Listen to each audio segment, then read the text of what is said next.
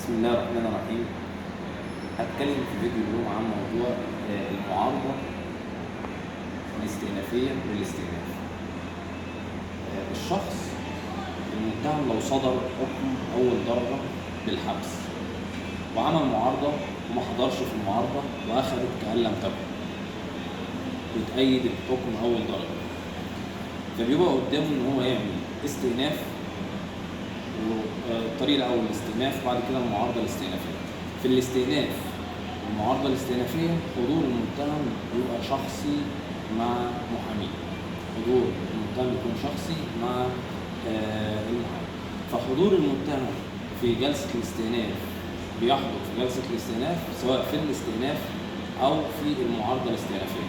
طبعا بيكون مجهز خطة الدفاع، المحامي بيكون مجهز خطة الدفاع كويس جدا، لأن حضور المتهم بيكون شخصي مع المحامي، حضور المتهم بيكون شخصي مع المحامي، فالمحامي يكون مجهز خطة دفاع كويس سواء كان في الاستئناف أو في المعارضة الاستئنافية.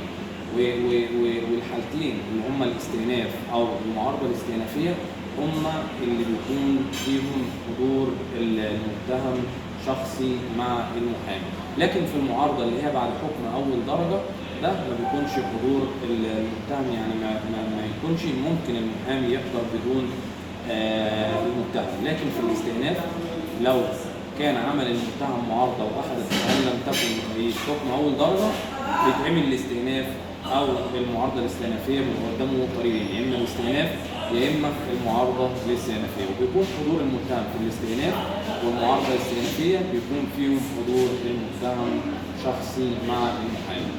عشان كده نهتم جدا بالاستئناف والمعارضة الاستئنافية، وإن المحامي يكون مجهز خطة الدفاع كويس جدا، لأن المتهم بيكون حاضر بشخصه مع المحامي.